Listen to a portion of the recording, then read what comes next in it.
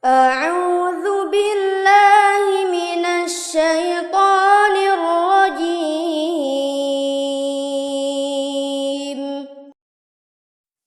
Assalamualaikum warahmatullahi wabarakatuh. Alhamdulillahirabbil alamin wa bihi nasta'in ala umurid dunya waddin. Wassalatu wassalamu ala asrofil anbiya'i wal mursalin. Sayyidina wa habibina wa maulana Muhammad sallallahu alaihi wasallam. Nah, teman-teman yang dirahmati Allah Subhanahu, pada video kali ini kita akan melanjutkan program kita yaitu One Day One Lembar. Pada empatan atau pertemuan kedua ini kita mulai dari lembar kedua ayat ke-19. Dan mari ayo kita sama-sama baca. A'udzu billahi minasy syaithanir rajim. Bismillahirrahmanirrahim. Au kasayyibin minas samaa'i fihi dhulumatu wa ra'du wa barq yaj'aluna asabi'ahum fi adanihim minas sawa'iqi hadaral maut wallahu muhitum bil kafirin. Yakadul barqu yakhtafu absarahum kullama adaa lahum mashaw fihi wa idza azlama alaihim qamu walau syaa Allahu ladhaba bisam'ihim wa absarihim innallaha ala kulli syai'in qadir. Ya ayyuhan nasu ubudu rabbakumul ladzi khalaqakum walladzina min qablikum la'allakum tattaqun. الذي جعل لكم الأرض فراشا والسماء بناء وأنزل من السماء ماء فأخرج به من الثمرات رزقا لكم ولا تجعلوا لله أندادا وأنتم تعلمون. وإن كنتم في ريب مما نزل على عبدنا فأتوا بسورة من مثله وادعوا شهداءكم من دون الله إن كنتم صادقين. فإن لم تفعلوا ولن تفعلوا فاتقوا النار التي وقودها الناس والحجارة أعدت للكافرين.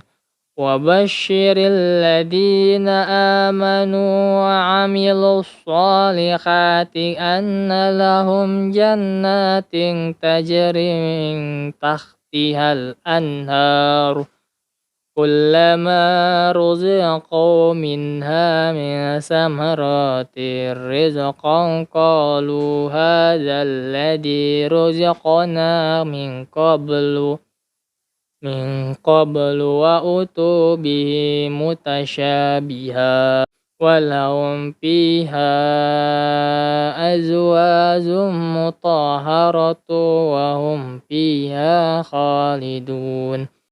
إن الله لا يستحيي أن يضرب مثلا ما بعوضة فما فوقها فأما الذين آمنوا فيعلمون أنه الحق من ربهم وأما الذين كفروا فيقولون ماذا أراد الله بهذا مثلا يضل به كثيرا ويهدي به كثيرا وما يضل به إلا الفاسقين. Shadaqallahul azim. Baik teman-teman dirahmati Allah Subhanahu wa taala, saya akan mengangkat kisah tentang seorang alim ulama yang memiliki seorang anak soleh dan juga cerdas. Suatu ketika seorang alim ulama ini ingin menguji anaknya dalam pengujian yang terakhir. Lalu sang ayah berkata kepada anak, "Wahai nak, aku melihatmu, seperti aku melihat ilmuku yang sudah berpindah kepadamu seluruhnya. Sekarang aku menugaskan kamu untuk pergi dari rumah ini berkelana, mencari orang atau makhluk yang paling buruk. Dan kalau kamu belum bertemu dan menjumpainya, jangan sekali-kali kamu pulang." Lalu sang anak bergegas keluar dari rumah, berkelana mencari makhluk yang paling buruk. Dia berjalan menyusuri desa demi desa, kota demi kota, demi mencari orang yang paling buruk dan makhluk yang paling buruk. Suatu ketika di tengah perjalanannya, dia bertemu seorang wanita di satu rumah yang dikelilingi oleh pria hidung belang. Artinya wanita tersebut adalah seorang yang tidak baik atau seorang pelacur. Lalu pikirannya membahagia bahwasanya ia telah menjumpai dan menemukan orang atau makhluk yang paling buruk. Kemudian ia bergegas masuk. Namun ketika ia mendekati pintunya, hatinya berkata kepada dirinya, dia memang bukan orang baik. Bagaimana seseorang bisa goyah karena dia? Rumah tangga seseorang bisa hancur karena dia. Tapi apakah tidak mempunyai kemungkinan wanita tersebut bertaubat lalu menjadi baik suatu saat nanti, jadi muslimah yang taat, meninggalkan dosa-dosanya, mengerjakan segala amal kebajikan. Lalu bukanlah satu orang yang dulunya ahli maksiat di tengah perjalanan ia bertobat dan mati dalam keadaan husnul khatimah. Lalu ia urungkan langkah kakinya untuk menjemput wanita tersebut. Lalu dia keluar dari rumah, di jalan lagi untuk mencari orang atau makhluk yang paling buruk. Di setiap perjalanannya, dia menjumpai seorang pencuri, korupsi, penjahat dan seterusnya.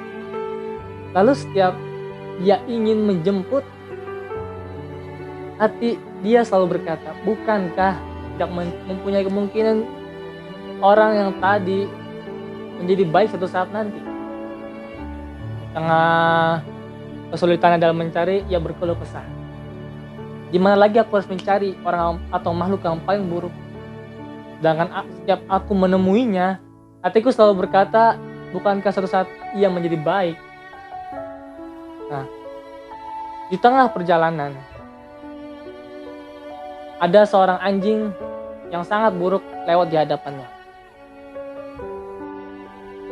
Lalu pikirannya berbahagia lagi, bahwasanya ia telah menemukan makhluk yang paling buruk.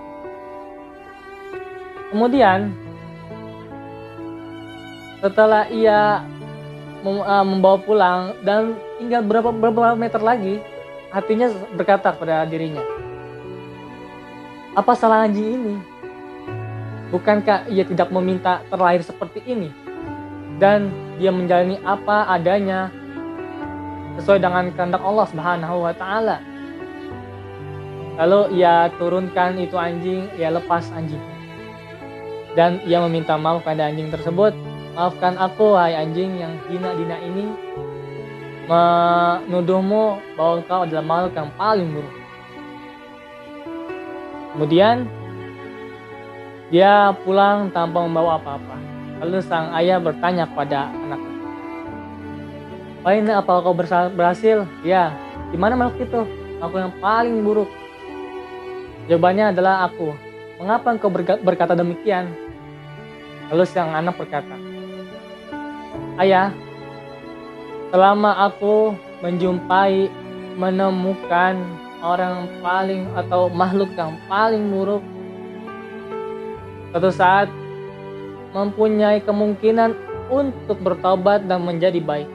Lalu aku simpulkan bahwasanya setiap aku melihat kejelekan orang lain, keburukan orang lain, dan kekurangan orang lain tanpa melihat kejelekan dalam diriku sendiri, keburukan dalam diriku sendiri, dan kekurangan dalam diriku sendiri, maka akulah orang yang paling buruk tersebut." Lalu sang ayah tersenyum bangga dengan anaknya. Imam Al-Ghazali dalam kitabnya Ayyuhal Walad, Rasulullah SAW bersabda, "Hasibu anfusakum qabla an tuhasabu." Artinya, hisaplah, koreksilah dirimu sendiri sebelum engkau dihisap. Teman-teman yang dirahmati oleh Allah Subhanahu wa taala, Rasulullah SAW selalu menganjurkan kepada kita untuk melihat, mengintrospeksi, dan juga bermuhasabah terhadap diri kita, terhadap apa yang kita lakukan.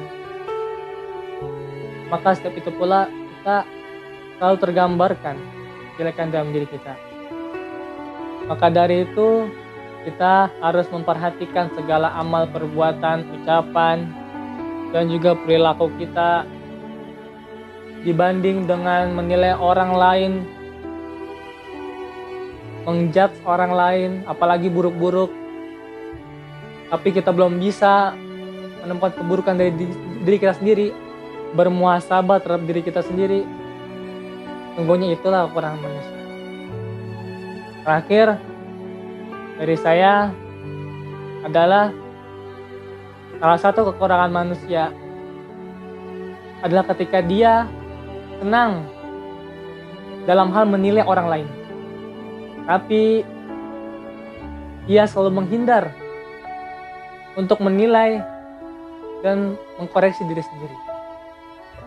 Semoga kita semua dilindungi oleh Allah Subhanahu wa taala dari segala macam penilaian buruk kita terhadap orang lain. Dan semoga juga kita semua selalu dalam lindungan Allah Subhanahu wa taala. Amin ya rabbal alamin. Sekian dari saya. Wassalamualaikum warahmatullahi wabarakatuh.